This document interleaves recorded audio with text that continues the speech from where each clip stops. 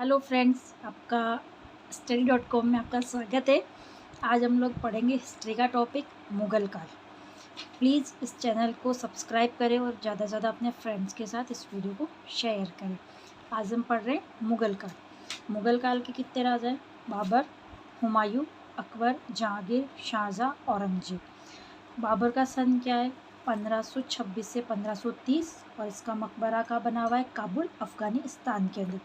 हुमायूं 1530 से 1540, फिर उसके बाद वापस से आए ये 1555 से 1556, क्योंकि बीच में आ गया था शेर शाह सूरी।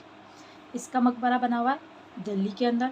अकबर 1556 से 1605 ईस्वी, सिकंदर या यूपी के अंदर। जहांगीर 1605 से 1627 लाहौर, पाकिस्तान।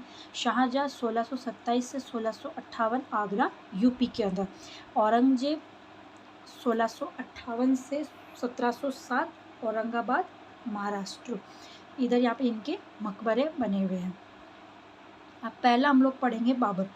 बाबर ने कब तक इसका शासनकाल किया था? 1526 से 1530। इसका पूरा नाम था जहीरुद्दीन मोहम्मद बाबर। जन्म हुआ इनका 14 फरवरी 1483 फरगना में। बाबर शब्द का अर्थ है बाग। इनके पिता का नाम है उमर शेख मिर्ज़ा, माता का नाम कुतलुगु निहार खां। पिता की ओर से तैमूर वंश का 5वां वंशज है ये। माता की ओर से चंगेज़ वंश का 14वां वंशज कौन कहलाया? बाबर। 1494 में उमर शेख मिर्ज़ा की मृत्यु हो गई। बाबर मुगल वंश का सबसे कम उम्र में शासक बना। पिता की मृत्यु के समय बाबर की आयु मात्र 11 वर्ष 4 माह थी। बाबर फरगना का शासक बनने के बाद समरकंद ईरान को जीतने का प्रयास किया। बाबर ने समरकंद को जीत लिया, परंतु फरगना में विद्रोह होने के कारण समरकंद को छोड़कर फरगना रवाना हुआ। फरगना क्या था ये? फरगना क्या था बताइए? फरगना जहाँ पर बाबर का जन्म हुआ था। ठीक है। फरगना व समरकंद दोनों स्थानों पर विद्रोह हो गया। बाबरनामा में लिखा है कि आज मैं इतना दुखी हूँ कि बिना रोए रह नहीं सकता। किसमें लिखा है? बाबरनामा के अंदर। बाबरनामा किसने लिखा? बाबर ने स्वयं ने। काफ़ी प्रयासों के बाद 1504 में काबुल पर अधिकार कर लिया और 1507 में मिर्ज़ा की उपाधि त्याग कर बादशाह की उपाधि धारण की। बाबर ने अपनी सेना में समायोजन करा, उज़्बेकों तुगलकनुमा पद्धति सीखी, ईरानियों से बंदूक संचालन सीखा और तुर्कों से अश्वारोही संचालन सीखा। बाबर के प्रमुख तोफची यानी बंदूक चलाने वाले मुस्तफ़ खां और उस्ताद खां, ये 2 लोग थे जो बाबर के बंदूक चलाते थे बाबर के यहाँ।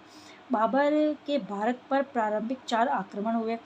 1519 के अंदर बाजौर पर आक्रमण किया। 1519 में बेरा पर आक्रमण किया। यह सबसे पहले बारूद का प्रयोग किया गया। 1520 के अंदर बाजौर व बोरा पर आक्रमण, वापस से पुनः इन्होंने आक्रमण किया। 1524 में पंजाब पर आक्रमण किया। दौलत खां व आसफ खां को हराकर पंजाब पर अधिकार कर लिया। कब किया? 1524 के अंदर। दौलत खां के बुलाने पर बाबर पुनः 1526 में भारत आए। किसके बुलाने पर? दौलत खां के बुलाने पर। अब बाबर ने कौन कौन से युद्ध कहाँ किए उसका वर्णन है। 1526 में उसने पानीपत का प्रथम युद्ध हुआ, बाबर वर्सेस इब्राहिम लोदी, जिसमें इब्राहिम लोदी मारा गया था। 1527 में किया खानवा का युद्ध, बाबर राणा सांगा के बीच में हुआ।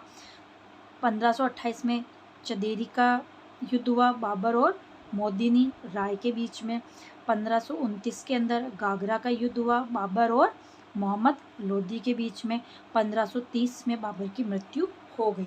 कब हुई थी बाबर की मृत्यु? 1530, 26 दिसंबर 1530 में बाबर की मृत्यु हो गई थी। अब हम लोग पढ़ेंगे पानीपत का युद्ध।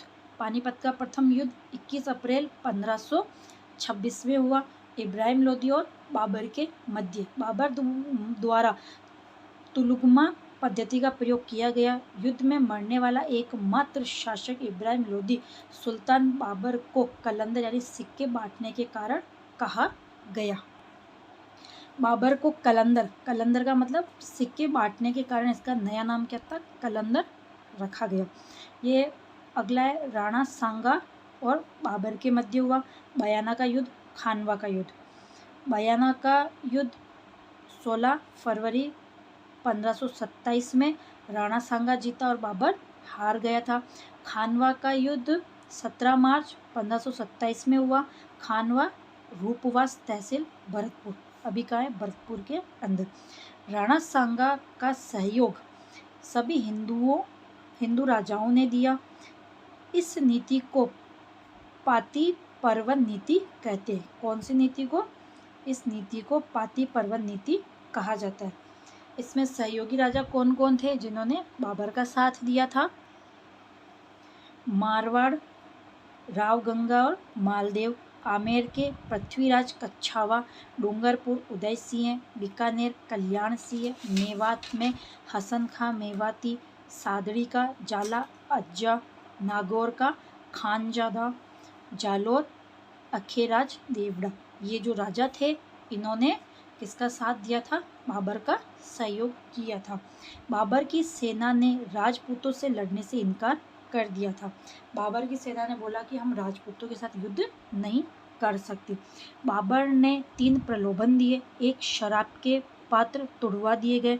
बाबर ने उन सेना को कितने 3 प्रलोभन दिए थे। पहला, शराब के पात्र तुड़वा दिए गए, सैनिकों से तमगा कर हटा दिया गया, जिहाद का नारा दिया गया। ठीक है, अगला है बाबर ने इस युद्ध में तुलगमा पद्धति का प्रयोग किया। इस युद्ध में सांगा की सेना हार गई। किसकी, राणा सांगा की सेना हार गई। राणा सांगा का ध्वज था आला जाजा ने लिया। राणा सांगा का जो ध्वज था वो किसने लिया, जाला अज्जा ने लिया। सांगा को समझकर जाला अज्जा को मार दिया गया, क्योंकि जो वो था झंडा मतलब ध्वज किसका था, राणा सांगा का था। जब राणा सांगा इस युद्ध में हार गया तो उसका ध्वज किसने ले लिया था, जाला अज्जा ने। तो बाबर ने राणा सांगा को समझा, जाला अज्जा को मार दिया गया। सांगा को युद्ध भूमि से निकालकर बसवा जयपुर लाया गया। बसवा से रणथंभौर, वहाँ से चंदेरी यूपी, यहाँ से कालपी यूपी, इराची गांव में जहर दिया गया। मतलब राणा सांगा को वहाँ से निकाल दिया गया और युद्ध से, और उसको बसवा जयपुर लाए। फिर बसवा जयपुर से उसको रणथंभौर लेके गए। रणथंभौर से उसको यूपी चंदेरी जो यूपी में पड़ता है वहाँ पर लेके गए। फिर यूपी से उसको कालपी गांव था यूपी, वहाँ पर लेके गए। फिर इराची गांव में उसको जहर दे दिया गया तथा मांडलगढ़ में उसकी छतरी बनाई गई। राणा सांगा की छतरी कहाँ बनी हुई है, मांडलगढ़ के अंदर। राणा सांगा को हारने के बाद बाबर ने गाजी की उपाधि धारण की। मतलब राणा सांगा को बाबर ने हराया, उसके बाद उसको कौन सी उपाधि मिली, गाजी की उपाधि। ठीक है, अब एक चंदेरी का युद्ध। चंदेरी का युद्ध कब हुआ था, 1528 के अंदर। मोदिनी और बाबर के मध्य हुआ। तो मोदिनी इसमें हारा और बाबर जीता। ठीक है, अगला था गागरा का युद्ध 1529 के अंदर। मोहम्मद लोदी और बाबर के मध्य हुआ। तो मोहम्मद लोदी हारा और बाबर जीत गया था। बाबर की इच्छा थी कि उसे काबुल अफगानिस्तान में दफनाया जाए। बाबर की क्या इच्छा थी कि उसे काबुल अफगानिस्तान के अंदर दफनाया जाए। अब है बाबरकालीन साहित्य कला। बाबर के समय जो साहित्य कला थी उसके बारे में पढ़ेंगे। बाबरनामा। बाबरनामा की रचना बाबर ने तुर्की भाषा में की थी। बाबरनामा की रचना किसने की, बाबर ने की थी। बाबरनामा का फारसी में अनुवाद किसने किया था, अब्दुल रहीम खान ए खाना ने। किसने किया, अब्दुल रहीम खान ए खाना ने।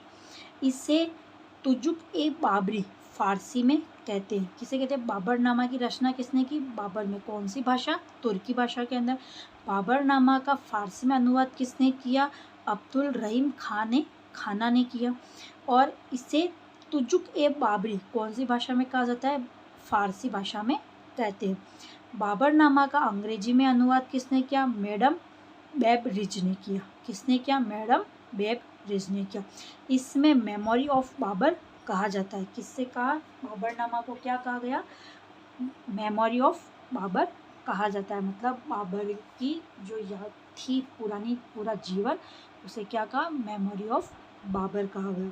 बाबर ने युद्ध शैली में मुबैयान शैली का निर्माण किया। मुबैयान क्या कहा जाता है? पद्य।